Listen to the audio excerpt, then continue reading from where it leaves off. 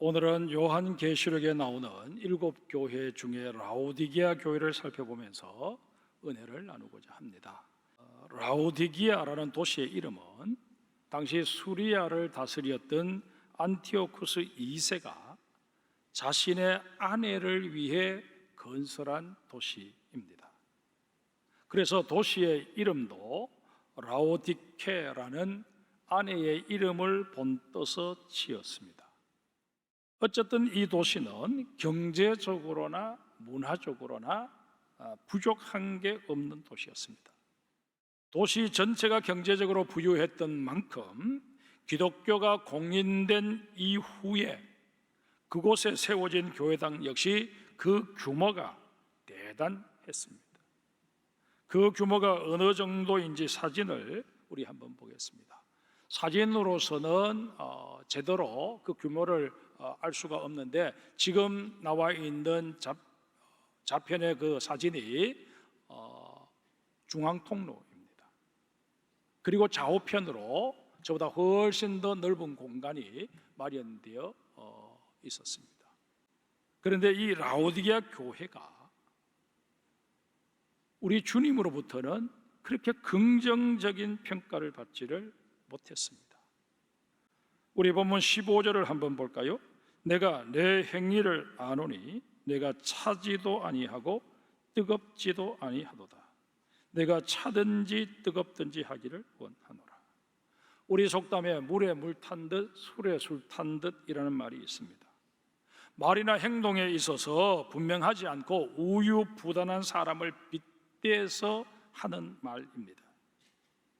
주님의 눈에 비친 라오디게아 교회 성도들의 모습이 이러했다는 것입니다.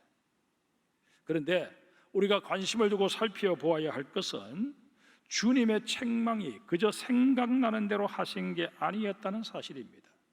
그 지역의 상황에 따른 맞춤형 책망이었음을 이번 성지순례를 통해 다시 한번 확인할 수 있는 기회를 가졌습니다. 라오디게아는 아름다운 풍광과 천혜의 자연 조건을 갖춘 도시였습니다. 하지만 하나 부족한 게 있었습니다. 바로 물 문제였습니다. 이 지역에서 나는 물은 석회질이 너무 많아서 식수로 사용할 수 없었습니다. 이에 라오디게아 사람들은 북서쪽으로 9km나 떨어진 히에라볼리, 일명 파무칼레라는 곳에서 솟아나는 온천수를 끌어왔습니다. 또한 북동쪽으로 14km 거리에 있는 골로새에서 만년설이 녹은 물을 수로로 끌어와 식수로 사용했습니다. 히에라볼리에서 나는 온천수로 몸을 씻으면 피부도 좋아지고 각종 질병이 낫는 효험이 있었다고 합니다.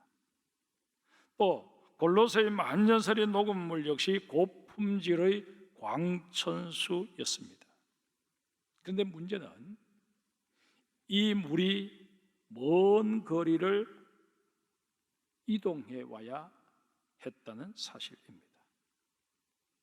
함유된 광물질이 침전되어서 수로를 오염시킨 것입니다. 실제로 현재 발굴되고 있는 수로가 침전물들로 인해 젓갈색으로 변해 있는 것을 보면 그 당시 수질이 어떠했을지 충분히 짐작하고도 남음이 있습니다. 만년설이 녹은 광천수도 사정은 비슷했습니다. 라오디게아의 그 무덥고 뜨거운 날씨로 인해서 달구어진 수로가 광천수를 미지근하게 만들어서 그대로 마시기에는 역겹다 못해 구토를 일으킬 정도가 되었다고 합니다. 주님께서는 이런 라오디게아의 물 사정에 빗대어 이들의 미온적인 신앙 태도를 책망하십니다. 마시기에도 미지근한 물이 역겨울진데 너희의 신앙생활 하는 모습이 내게 얼마나 역겨울지 한번 생각해 보라는 것입니다. 우리의 신앙이 라오디게아 교회 성도들처럼 차갑지도 뜨겁지도 않은 미지근한 상태가 되지 않으려면 우리는 개혁신앙을 고수해야 합니다. 기독교 신앙의 중립지대는 없습니다. 기독교 신앙의 적당주의는 존재하지 않습니다. 성령의 불을 받아 뜨겁게 되든지 아니면 주님의 마음을 시원하게 할 수 있는 얼음 냉수 같은 그런 차가움을 유지하든지 우리는 둘 중에 하나를 선택하며 나의 신앙생활을 꾸려가야 합니다. 우리는 마땅히 하나님을 기쁘시게 하는 정말 신앙의 선명성을 가진 그런 하나님의 사람들이 되어야 할 것입니다.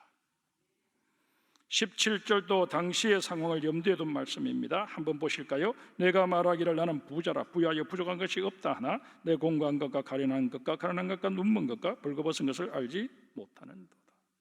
앞서 말씀드린 대로 라오디게아 지역은 경제적으로 아주 부유했습니다. 그들은 이런 경제적 여유 속에서 스스로 부자라 자부하고 부족한 것이 없다고 자화자찬했습니다. 로마의 역사가 타키투스의 기록에 의하면 라오디게아는 당시 지상에서 가장 부유한 도시였다고 합니다.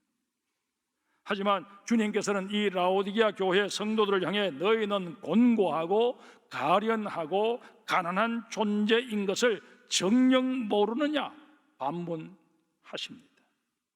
이제 우리는 라오디게아 교회에 주셨던 우리 예수님의 겉면에 귀를 기울일 수 있어야 합니다. 본문 18절 우리 같이 읽겠습니다. 내가 너를 권하노니 내게서 불로 연단한 금을 사서 부유하게 하고 흰옷을 사서 입어 벌거벗은 수치를 보이지 않게 하고 안약을 사서 눈에 발라 보게 하라. 주님께서 우리에게 세 가지를 권면하십니다. 그 첫 번째가 내게서 불로 연단한 금을 사서 부유하게 하라라는 것입니다. 주님께서 연단한 금에 비유하고 있는 선명한 믿음, 세속의 불순물이 다 제거된 순수한 믿음을 어떻게 해서든 주님에게서 사서 내 소유로 삼아야 합니다. 주님에게서 불로 연단한 금과 같은 이런 믿음을 우리가 사려면 뭘 지급해야 할까요? 주님께서는 너희가 금을 살 수 있는 그 값은 기도다 말씀하십니다. 두 번째로 흰옷을 사서 입어 벌거벗은 수치를 가리라라고 권면하십니다. 라오디게아에 온천수를 제공했던 곳이 파무칼레라고 앞서 말씀을 드렸습니다. 그런데 이 파무칼레라는 지명은 목카라는 뜻을 가지고 있는 파묵이라는 단어와 성을 의미하는 칼레라는 단어의 합성어입니다. 목카의 성이라는 그런 뜻입니다. 목카를 이용해 만든 라오디게아의 면직물은 품질이 탁월해서 당시 로마 원로원 회원들이 이곳에 의뢰해서 자신들의 의상을 지어 입었다고 합니다. 그런데도 주님께서는 이들을 향해 흰옷을 사서 벌거벗은 수치를 보이지 않게 하라 말씀하십니다. 주님께서 말씀하신 흰옷이 뭘 의미하는 것일까요? 바로 그리스도의 피 묻은 복음입니다. 주님께서는 우리에게 피 묻은 복음을 받아들임으로 내가 너희에게 베푸는 이 죄사함의 은총을 누리라고 권면하십니다. 벌거벗은 수치를, 죄로 인해서 수치당할 수밖에 없는 너희의 실존을 피 묻은 복음만이 가려질 수 있다고 말씀하고 계시는 것입니다. 세 번째 권면은 안약을 사서 눈에 바르라는 것입니다. 라오디게아는 의학이 발달한 곳이기도 했습니다. 버가모의 유명한 철학자이자 의사였던 갈렌에 의하면 주후 2세기까지 오직 라오디게아에서만 생산되는 방향성 식물로 길을 튼튼하게 만드는 약이 제조되었고, 불이기한 가루가 만든 안약이 눈병 치료에 탁월한 효능이 있었다고 합니다. 오염된 온천수로 인해 눈병과 기병이 계속 발생하다 보니 자연스레 치료제 연구에 매달리게 된 것입니다. 그런데 그 치료제가 라오디게아 사람들에게는 또 하나의 큰 수입원이 되었습니다. 당시 콜로니온이라는 안약은 없어서 못 팔 정도였다고 합니다. 그러나 주님께서 말씀하신 것은 이 콜로니온이 아닙니다. 그리스도인으로서 마땅히 가져야 할 영적인 분별력을 말씀하신 것입니다. 영적 분별력이란 한마디로 하나님께서 우리에게 가라고 하시면 거침없이 갈 수 있고, 하나님께서 멈추라고 하시면 그 어떤 상황에서도 멈춰 쓸 수 있는 이런 신앙의 결단력과 결부되어 있습니다. 내 신앙의 선명성을 위해 어려움 당하는 건 자꾸 피해가려고 애쓸 것이 아니라 기도로 그 모든 어려움을 능히 이겨버릴 수 있는 믿음을 구하는 우리 모두가 되어야 할 것입니다. 또한 내 죄를 온전히 덮어줄 피 묻은 복음을 더 사모하고 그 복음에 아멘으로 화답하는 우리가 되어야 할 것입니다. 뿐만 아니라 하나님의 말씀인 성경을 더 깊이 알므로 영적인 분별력을 키워가는 하나님의 사람들이 되어야 할 것입니다.